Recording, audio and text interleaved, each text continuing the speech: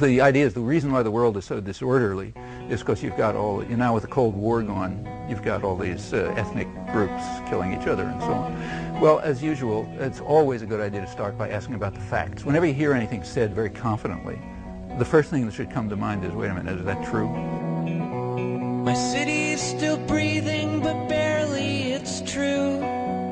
Through buildings gone missing like teeth, the sidewalks are watching me think about you.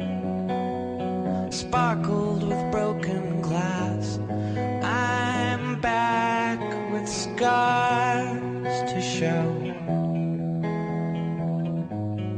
Back with the streets I know will never take me anywhere but here.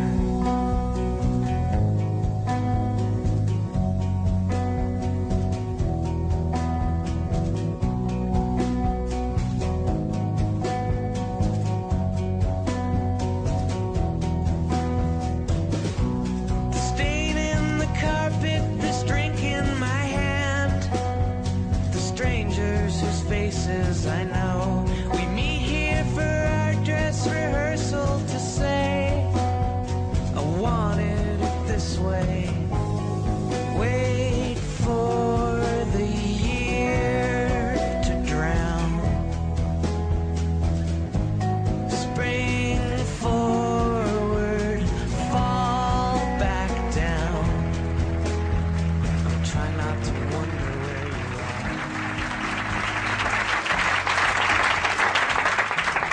Thanks.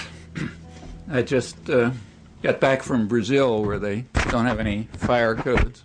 And if you think this is uncomfortable, you should see a meeting there. People packed so tight that it was a good question whether the oxygen level would suffice. Fortunately, there wasn't a fire. There would have been a huge catastrophe. Well, the title, you noticed, had a question mark after it. And the reason for the question mark is that whatever's been happening for the past several months and is going on now, and however you evaluate it, like it, hate it, whatever, it's pretty clear that it cannot be a war on terror. And in fact, that's close to a logical necessity, at least if we accept certain pretty elementary assumptions, certain principles. So let me try to make those clear at the outset. The first principle guideline, if you like, is that we ought to, I will try, and I think we should, bend over backwards to give the benefit of the doubt to the United States government whenever it's possible. So if there's any dispute about how to interpret something, we'll assume they're right. The second guideline is that we should take rather seriously, very seriously, the pronouncements of leadership, especially when they're made with great sincerity and emotion.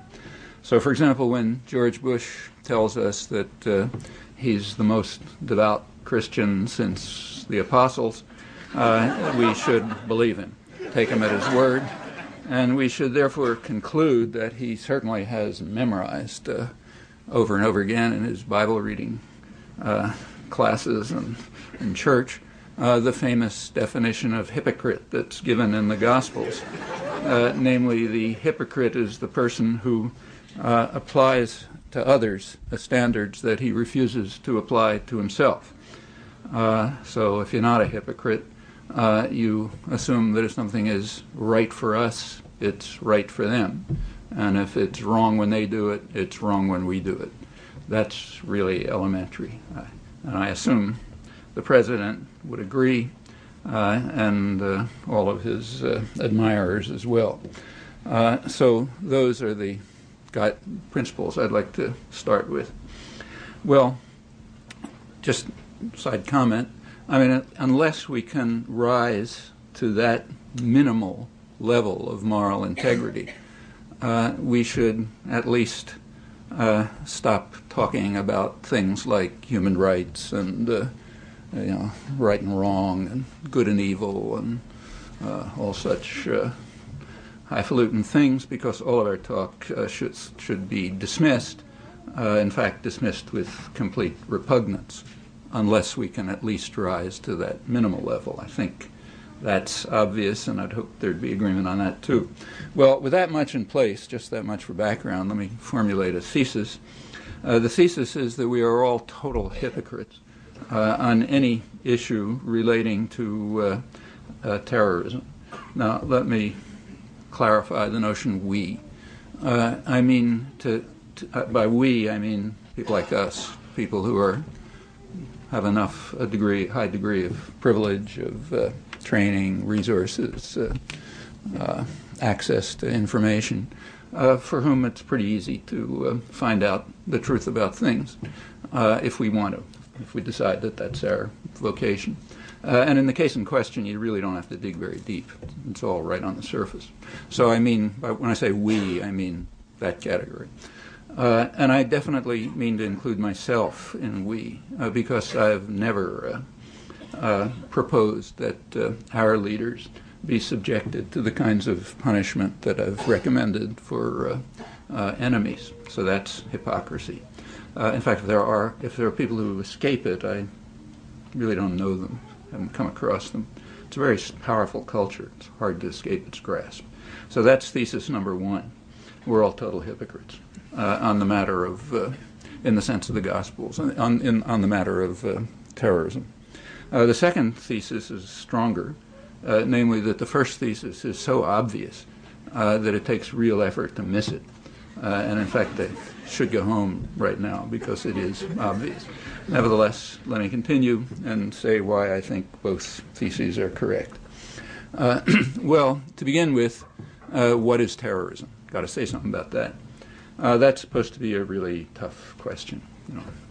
Academic seminars and graduate philosophy programs and so on. Very vexing, complex question. However, in accordance with the guidelines that I mentioned, I think there's a simple answer. Namely, we just take the official U.S. definition of terrorism, since we're accepting the pronouncements of our leaders literally. So let's take their definition. In fact, that's what I've always done when I've been writing about terrorism for the last 20 years or so. Just accept the official definition. So, for example, a simple and important case is in a U.S. Army manual in 1984, which defines terrorism as the calculated use of violence or the threat of violence to attain goals that are political, religious, or ideological in nature. Well, that seems simple. Appropriate.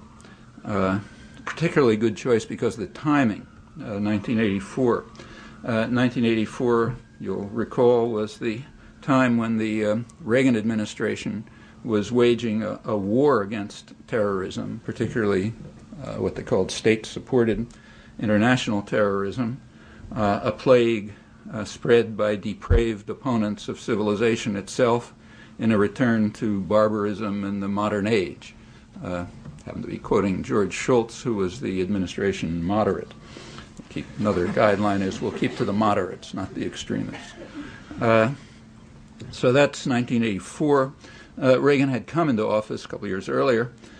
His administration had immediately declared that the war against terrorism would be the focus of U.S. foreign policy, and they identified two regions as the source of this plague by depraved opponents of civilization itself, Central America and the Middle East.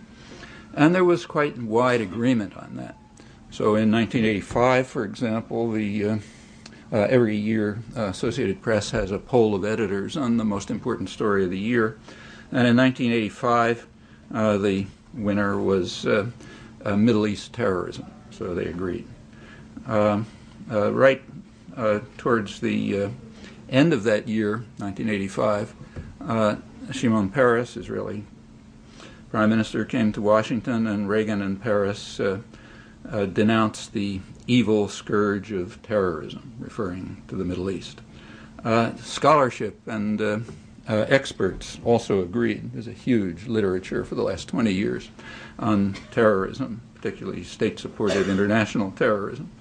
I don't have time to review it, but a good illustration, which I'll keep to, is the December 2001 issue of Current History, journal Current History, good, serious journal, It's called America at War.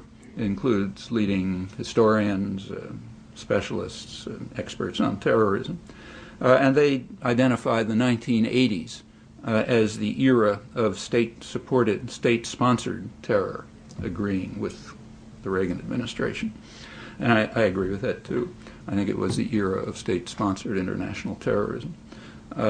One leading author, Martha Crenshaw, says that in that era, the United States adopted a proactive stance to deter the plague. Mostly it's about the Middle East, but Central America is occasionally mentioned. For example, U.S. support from two authors, co-authors, from the Brookings Institution, described the U.S. war against the U.S. Contra war against Nicaragua as a model for how to fight a war against terrorism. They say that that was a model for U.S. support for the Northern Alliance in the current phase of the war against terrorism. The seeds of contemporary terrorism, however, are much deeper. The major historian in the group points out, David Rappaport, a leading academic specialist on terrorism, editor of the Journal of Terrorism, and so on, he points out that it goes back to the origins of modern terrorism, like Osama bin Laden. They go back to the early 1960s, when, I'm quoting him now, when Viet Cong terror against the American Goliath kindled the hopes that the Western heartland was vulnerable. I won't comment on that, but I'd like you to, just as an exercise, you might try to find a historical analog to that statement somewhere. I'll just leave it at that. The world also, and it's easy, without commenting, if you check through the scholarly literature, you'll find the same story all the time, virtually exceptionless.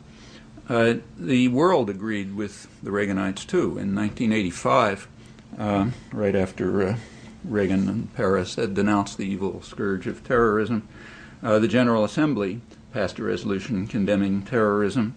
And in 1987, it passed a much stronger resolution and a much more explicit one denouncing terrorism in all its forms and calling on all states to do everything they can to fight against the plague and everything you like. It's true that that wasn't unanimous. There was one abstention, namely Honduras, and 2 votes against, the usual 2. They gave their reasons for voting against the major UN resolution on international terrorism. Namely, both states, the United States and Israel, pointed to the same paragraph as the reason for their negative votes. It was a paragraph that said that nothing in the present resolution could in any way prejudice the right to self-determination, freedom, and independence, as derived from the United Nations Charter, of people forcibly deprived of that right, particularly peoples under colonial and racist regimes and foreign occupation, or could deprive them of the right to obtain support for others in these ends in accord with the Charter of the United Nations. That was the offending paragraph. And it's easy to understand why. It raised a serious problem for the United States and Israel. The African National Congress was identified officially as a terrorist organization in the United States, and South Africa was officially an ally. But the phrase struggle against colonial and racist regimes plainly referred to the struggle of the ANC against the apartheid regime, so that's unacceptable. The phrase foreign occupation, everyone understood, referred to the Israeli occupation of the West Bank and Gaza, then in its 20th year, extremely harsh and brutal from the beginning, continuing only because of decisive U.S. Military, economic, and diplomatic support, which runs up to the present. So obviously that was unacceptable. So therefore, the vote was 153 to 2 with 1 abstention. So it wasn't totally unanimous. It wasn't reported, and it's disappeared from history. You can check to find out. Incidentally, that's standard practice. When the master says something is wrong, it's down the memory hole. Doesn't get reported, and it's forgotten. But it's there. If you want to look, you can discover it. I'll give you the sources if you like. Reagan at that time he in Paris were talking about the evil scourge of terrorism in the Middle East. George Shultz didn't entirely agree. He thought that what he called the most alarming manifestation of state-sponsored terrorism was frighteningly close to home.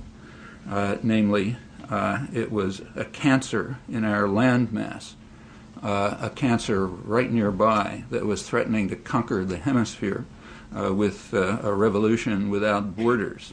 Rather interesting propaganda fabrication, revealed to be a fraud instantly, but always used repeatedly afterwards, even by the same journals who explained why it was total fabrication. It was just too useful to abandon. And there's also an interesting, if you think about it, the fabrication had a certain element of truth in it, an important element of truth. Could come back to that if you like. Anyhow, this cancer in our landmass was threatening to conquer everything, openly following Hitler's Mein Kampf, and we plainly had to do something about that. It was a serious, there's a day in the United States called Law Day. Elsewhere in the world, it's called May Day, May 1st, a day for support of the struggles of American workers for an 8-hour day. But in the United States, it's a jingoist holiday called Law Day. And on Law Day 1985, President Reagan declared a national emergency because the government of Nicaragua constitutes an unusual and extraordinary threat to the national security and foreign policy of the United States. That was renewed annually. George Shultz informed Congress that we must cut the Nicaraguan cancer out, and not by gentle means. Things are too serious for that. So to quote Shultz, recall the administration moderate, the good cop. Quote Shultz, he said, "Negotiations are a euphemism for capitulation if the shadow of power is not cast across the bargaining table." He condemned those who advocate utopian legalistic means like outside mediation, the United Nations, the World Court, while ignoring the power element of the equation. I'll avoid quoting the hardliners. At that time, the United States was exercising the power element of the equation with mercenary forces based in Honduras, attacking Nicaragua. They were under the supervision of John Negroponte, who was just appointed to run the diplomatic side of the diplomatic component of the current war on terror as a UN ambassador. The military component of the current war on terror is Donald Rumsfeld, who at that time was Ronald Reagan's special envoy to the Middle East, the other place where the plague was raging through 1985, in fact. The United States at that time was also blocking utopian legalistic means that were being pursued by the World Court, the Latin American countries, and others, and it continued to block those means right to the end until the final victory of its terrorist wars throughout Central America. Well, how was the war against state-sponsored terrorism waged in those two regions by the people who, in fact, are leading the new phase? So it's pretty close historical continuity, not just those two, of course. Well, let's just, to illustrate, pick the peak year, the worst year, 1985 in the Middle East, top story of the year. So what were the, who wins the prize for the worst acts of terrorism in the Middle East in 1985? Well, I know of three candidates. Maybe you can suggest a different one. One candidate is a car bombing in Beirut in 1985. The car bombing was placed outside a mosque. The bomb was timed to go off when people were leaving to make sure you kill the maximum number of people. It, according to the Washington Post, killed 80 people, wounded over 250, mostly women and girls leaving the mosque, but it was a huge explosion, so it blew up the whole street, killed babies and beds and so on and so forth. The bomb was aimed at a Muslim sheikh who escaped. It was set off by the CIA in collaboration with British intelligence and Saudi intelligence, and specifically authorized by William Casey, according to Bob Woodward's History of Casey and the CIA. So that's a clear-cut example of international terrorism, very unambiguous, and I think it's one of the candidates for the prize for the peak year of 1985. Another candidate surely would be the so-called Iron Fist operations that Shimon Peres's government was carrying out in occupied southern Lebanon in March of 1985. The operations, this is southern Lebanon, which was under military occupation in violation of a Security Council order to leave, but with U.S. authorization, so this is irrelevant. The bombing, the Iron Fist operations were targeting what the High Command called terrorist villagers in southern Lebanon. Included many massacres, lots of atrocities, kidnapping of people for interrogation and taking them to Israel and so on. It reached new depths of calculated brutality and arbitrary murder, according to a Western diplomat familiar with the region who was observing. There was no pretense of self-defense. Rather, it was openly undertaken for political ends. It was conceded, wasn't even argued. So that's a clear case of international terrorism, although here we might claim that say that it's aggression. I'll call it just international terrorism in line with the principle that we bend over backwards to give the United States the benefit of the doubt. Of course, this is a U.S. operation. Israel does it because they're given arms and aid and diplomatic support by the United States. So we'll decide to call this just international terrorism, not the much more serious war crime of aggression. The same, incidentally, was true of the much worse operations of 1982, when Israel invaded Lebanon, killed maybe 20,000 or so people. Again, crucial U.S. military and economic and diplomatic support. The U.S. had to veto a couple of Security Council resolutions to keep the slaughter going, provided the arms for it, and so on. So it's a U.S.-Israeli invasion, if we're honest.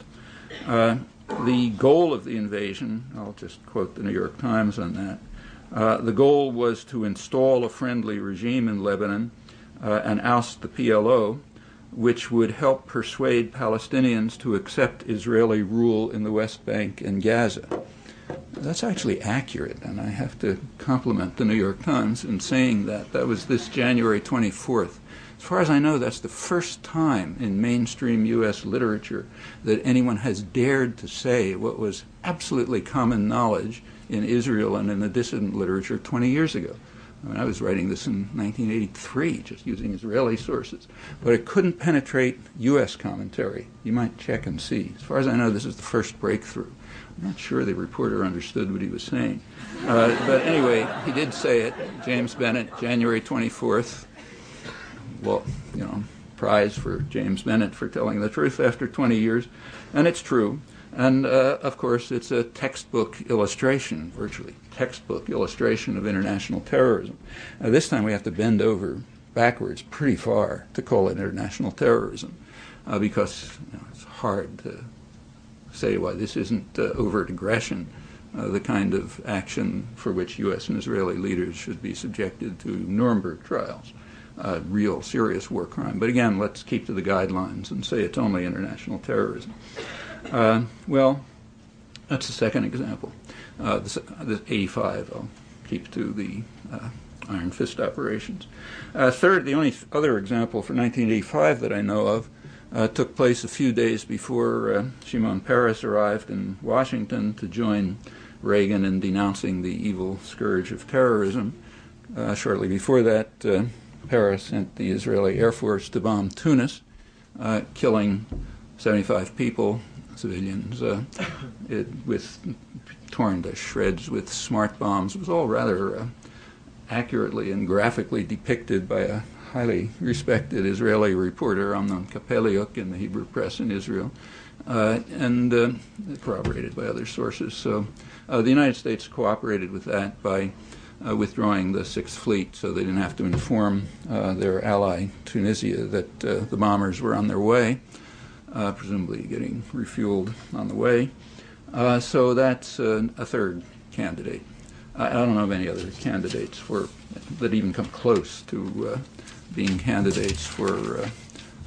Incidentally, George Shultz, the moderate, immediately after the bombing, he telephoned the Israeli foreign minister to say that the United States had considerable sympathy for this operation, but he backed away from open support for massive international terrorism or maybe aggression when the Security Council unanimously condemned the attack as an act of armed aggression, the United States abstaining. Didn't want to vote against that. So those are the top three cases that win the prize for 1985, to my knowledge. And again, I'll assume that these are just international terrorism, so we're not calling for a Nuremberg trial. Just more international terrorism by depraved opponents of civilization itself, and examples which are pretty hard to miss, remember, because this was the peak story of the year. International terrorism in the Middle East. Here's three perfect examples. In fact, the only three major examples that I know of. However, they aren't candidates. In fact, they're not even in the running. They're not competitors. The examples that are in the running are, for example, cited in the current history issue to which I referred, which does discuss 1985 and gives two examples of the evil scourge of terrorism, namely the hijacking of TWA 897, killing one American Navy diver, and the hijacking of the Achille Lauro, the boat which led to the killing of Leon Klinghoffer, a crippled American, both surely terrorist atrocities. Those are the two examples that are in the running that are memorable, that count for international terrorism. Well, the hijackers of the TWA plane claimed, correctly in fact, that Israel was regularly hijacking ships in international waters in transit between Lebanon and Cyprus, killing people, kidnapping others, taking them to Israel either for interrogation or simply as hostages, keeping them in jail for years. In fact, some people are still in jail without charges, many years. But that's all correct. Their charges are correct. But that doesn't justify the hijacking on the assumption, which I accept at least, that violence is not legitimate in retaliation against even worse atrocities or as preemption against future atrocities. Violence is not legitimate in such cases, so we can dismiss those claims, though they're in fact correct. And incidentally, the U.S.-Israeli hijackings, and remember, if Israel does it, we're doing it, those hijackings are also out of the historical record. I mean, occasionally you'll find a reference to them in the bottom column on something or other, but they're not part of the history of terrorism. The hijackers of the Achille Lauro claimed that this was retaliation for the bombing of Tunis a couple days earlier. Well, we dismiss that with contempt on the same principle, namely violence is not justified in retaliation or preemption. And assuming that we can rise to the level of, to the minimal moral level that I mentioned earlier, if we're not confirmed hypocrites, in other words, then some consequences follow about other acts of retaliation and preemption, but that's too obvious to talk about, so I'll just leave it to you to think about. Well, that's 1985, the peak year of international terrorism in the Middle East. It's a research project. You might see if I left out anything that is a competitor for the prize. I'm not aware of it. And none are mentioned in the literature on terrorism. Well, and notice that, as I said at the beginning, you don't really have to work very hard to see these things. You have to work very hard not to see them. It takes a really good education to miss this. Think about it and see. 1985 was, of course, not the first or the last act of international terrorism in the Middle East. There are many others, some of them quite important. For example, in 1975, Israel, meaning Israeli pilots with U.S. planes and U.S. support. In December 1975, they bombed the village in Lebanon, killing over 50 people. No pretext was offered, but everybody knew what the reason was. At that time, the UN Security Council was meeting to consider a resolution which was supported by the entire world, with marginal exceptions, only one crucial exception, the United States, which vetoed the resolution, calling for a diplomatic settlement of the Israel-Palestine conflict, incorporating UN 242 and all of its wording, the main resolution, security and territorial integrity and all those nice things, on the internationally recognized border. The offending part of this one was that it also referred to Palestinian national rights, and that's not acceptable to the United States. It rejected them then, it rejects them now, contrary to a lot of nonsense that you read. The U.S. vetoed the resolution that and this continued, still going on, in fact, year after year of efforts at diplomatic settlement, which the U.S. has unilaterally blocked. Israel doesn't have a veto at the Security Council, so they reacted to the debate by bombing Lebanon and killing 50 people without a pretext. That's not in the annals of international terrorism either.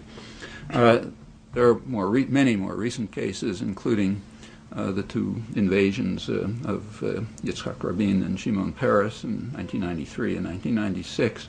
U.S. supported in Lebanon. U.S. supported both of them. Lots of deaths, hundreds of thousands of people driven out, and so on. Clinton had to back off his support for the 1996 invasion after the Kana massacre, over 100 people in a UN refugee camp. At that point, he said, "Can't handle this anymore, he better leave." There was no pretext of self-defense in this case. This is just outright international terrorism or maybe aggression. And it continues.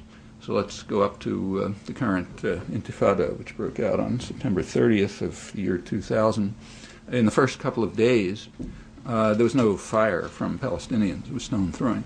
But Israel was, in fact, using Israeli U.S. attack helicopters to attack civilian complexes, apartment complexes, and so on, killing and wounding dozens of people in the first few days. The Clinton administration responded to this by borrow our president's phrase, by enhancing terror. Recall Bush condemned the Palestinians for enhancing terror last month, so I'll use his phrase in line with the guidelines. The Clinton administration committed itself to enhancing terror by making, on October 3rd, by making a deal for the biggest shipment in a decade of military helicopters to Israel, and along with spare parts for the Apache attack helicopters that had been sent a couple of weeks earlier. That's enhancing terror in the days right after these helicopters were being used to murder and wound civilians, attacking apartment complexes, and so on. The press cooperated by refusing to report this. Note, not failing to report it, refusing to report it. It was specifically brought to the attention of editors, and they simply made it clear they're not going to report it. There's no question about the facts, incidentally. But to this day, it hasn't been reported, except in the margins. That policy continues. Skip to December 2001, last month, 2 months ago. George Bush was condemning the Palestinians for enhancing terror, and he contributed in the conventional way to enhancing terror, in crucial ways, in fact.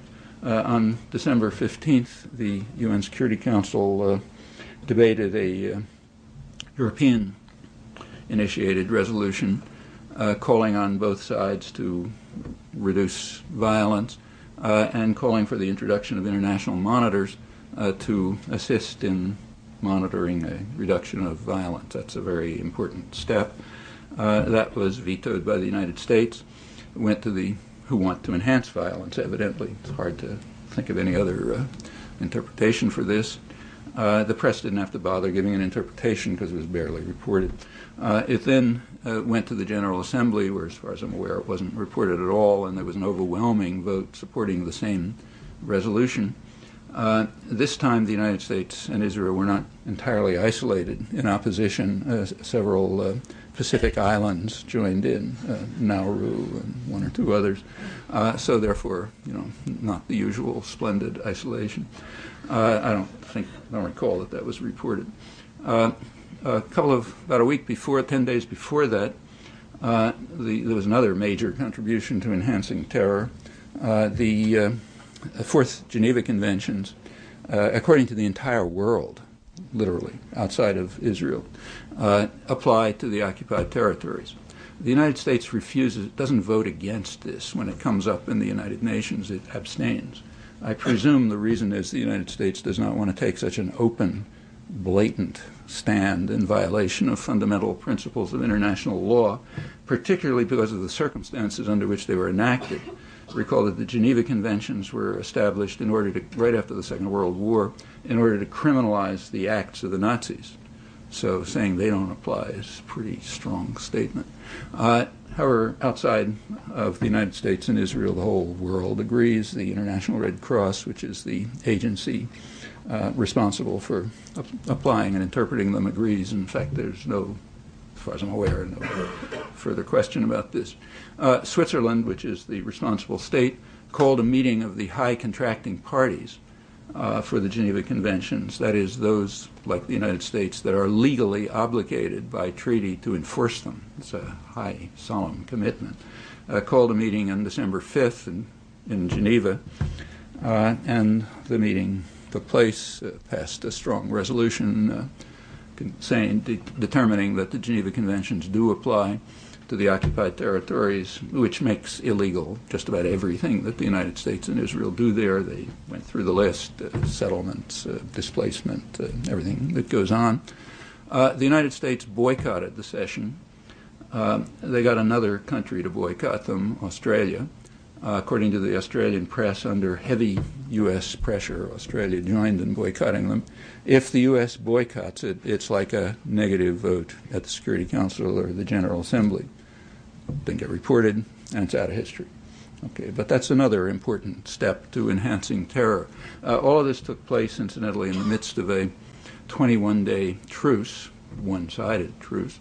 Palestinians weren't carrying out any acts, but a couple of dozen Palestinians were killed, including a dozen children. That was right. It was right in the middle of this that these efforts to enhance terror took place. Maybe that's an unfair interpretation, and there's some other motive that I'm not thinking of, but that's what they look like to me. You can think about that.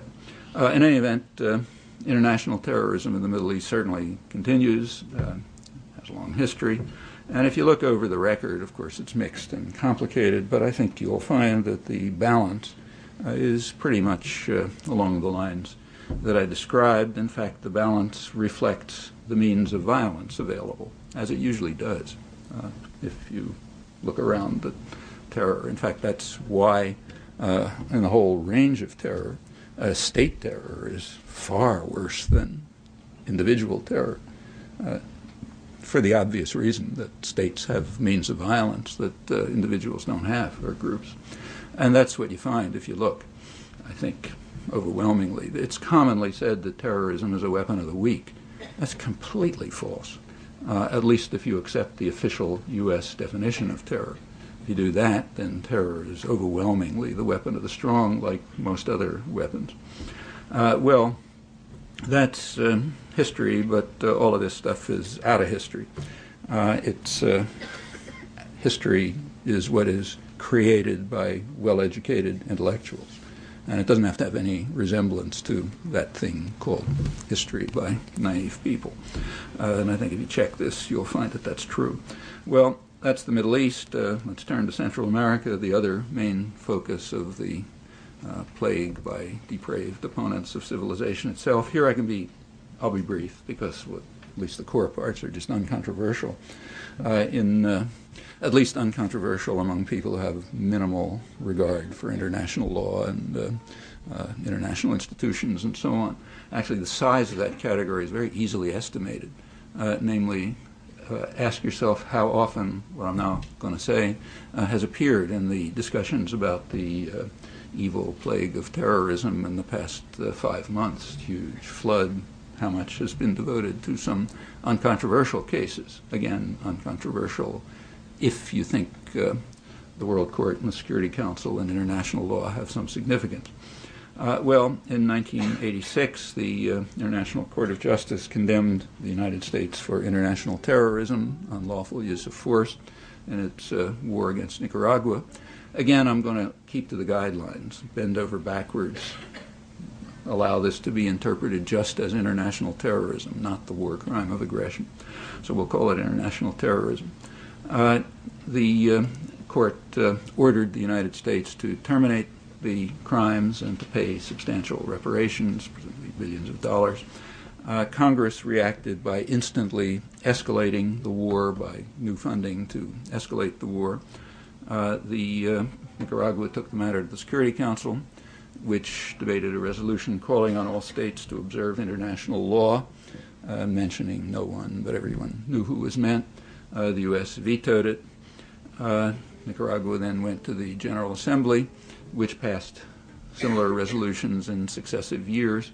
The United States and Israel opposed. In 1 year, they got El Salvador. All of this is out of history. It has to be. It's just inconsistent with our preferred image of what history is supposed to be. And as I say, you can check how much this has been. These are uncontroversial cases. You can check to see how much it's been referred to recently. And remember who were the individuals responsible, people like Negroponte, proconsul of Honduras, Rumsfeld, special envoy to the Middle East, and so on, and others. Plenty of continuity. Well, the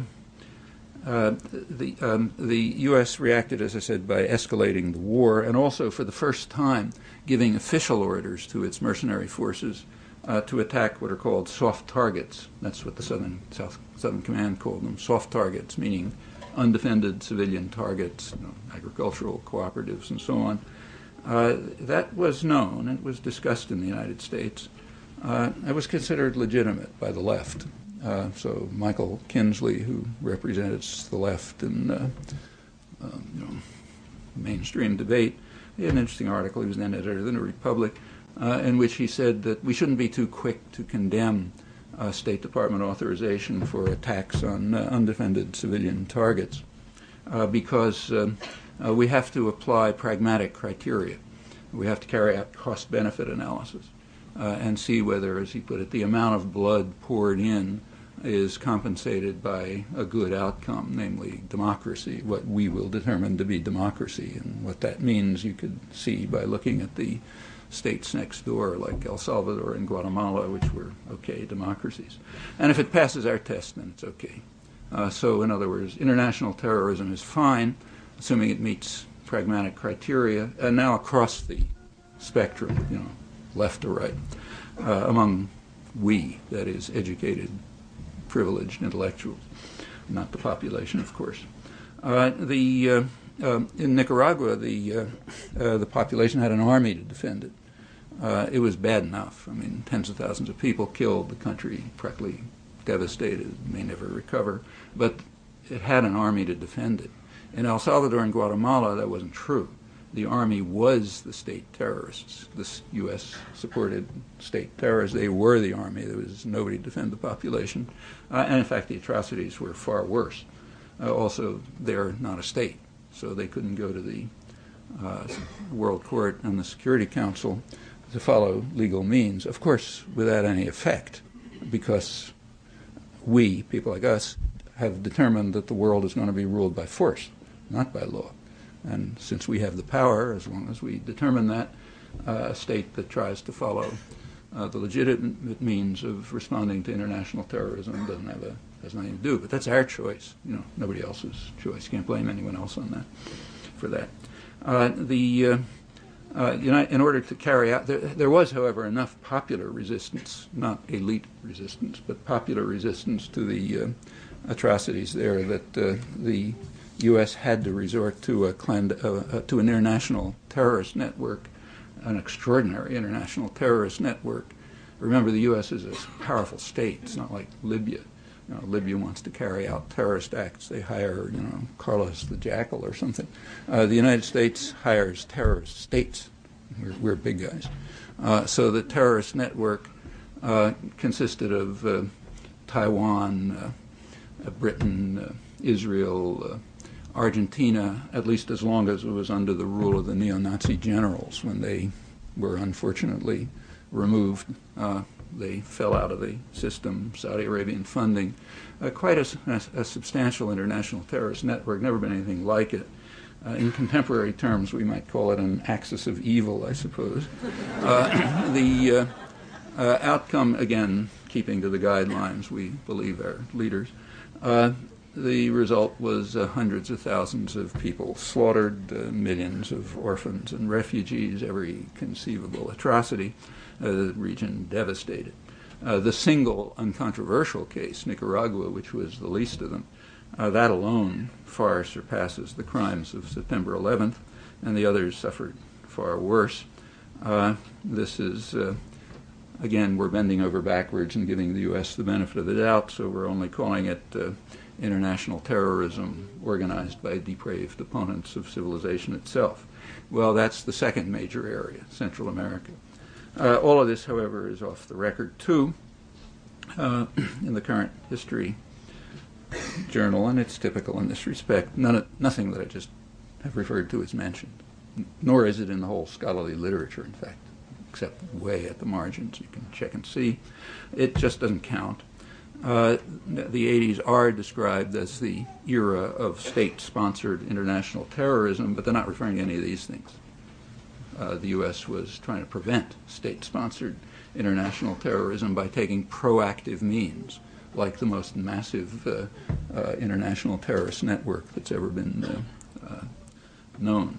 That's very typical of the scholarly literature, journalism, and again, you can do a check. There's barely been a word about any of this, as the second phase of the war on terror has been declared once again with pretty much the same people and every reason to expect similar outcomes. Well, let's continue. From all of this, an obvious conclusion follows. There is an operational definition of terrorism, the one that's actually used.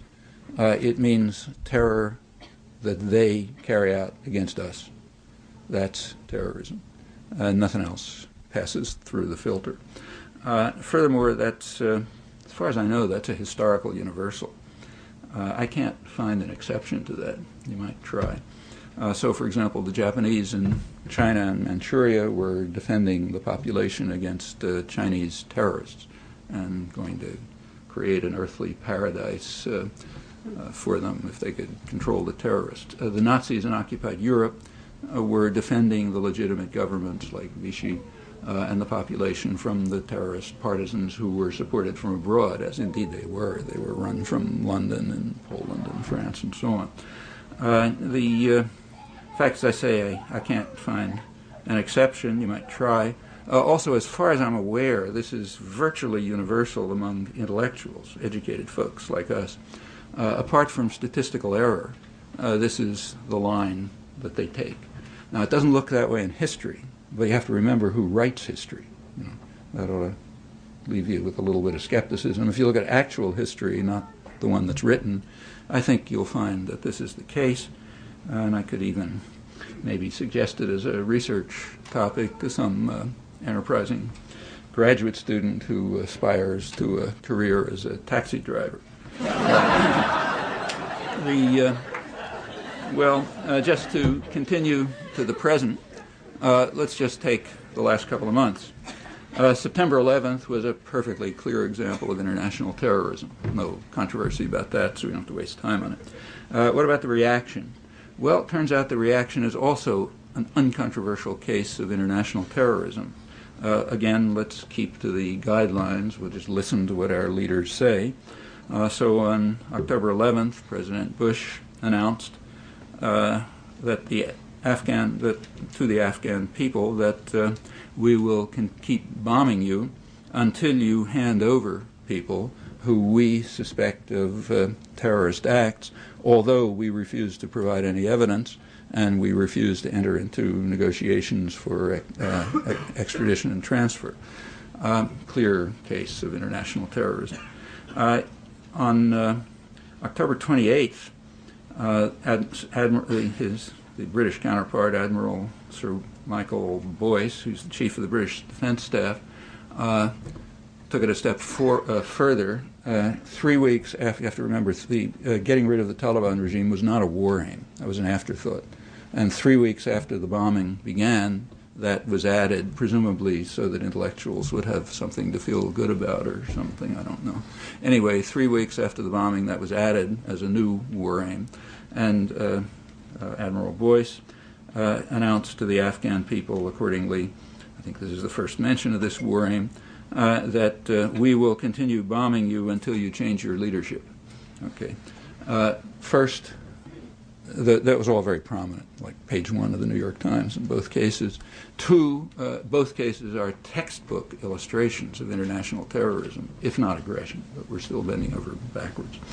And it's all off the record by the usual convention. We're doing it, so it doesn't count.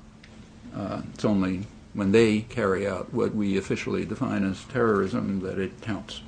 Well, it's easy to go on, but let me just return to the weak thesis.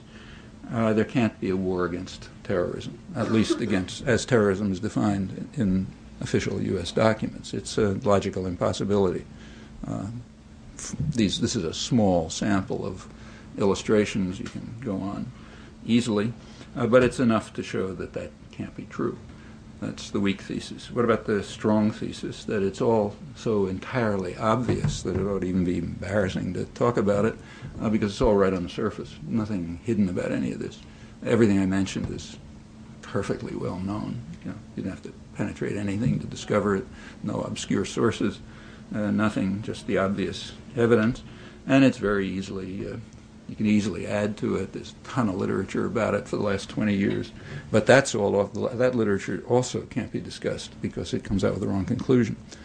So it's treated the same way terrorism is in our intellectual culture. Again, a choice, not a necessity. So we end up with kind of a dilemma. If we're not honest, forget it. If we are honest, there's a dilemma. One possibility is just to acknowledge that we are total hypocrites, and then to at least have the decency to stop talking about things like human rights and right and wrong and good and evil and so on, and just say, yeah, we're hypocrites. We have force, and we're going to rule the world by force. Period. Let's forget about everything else. The other option is harder to pursue, but it's imperative. Unless we would like to contribute to still worse disasters that are likely to lie ahead.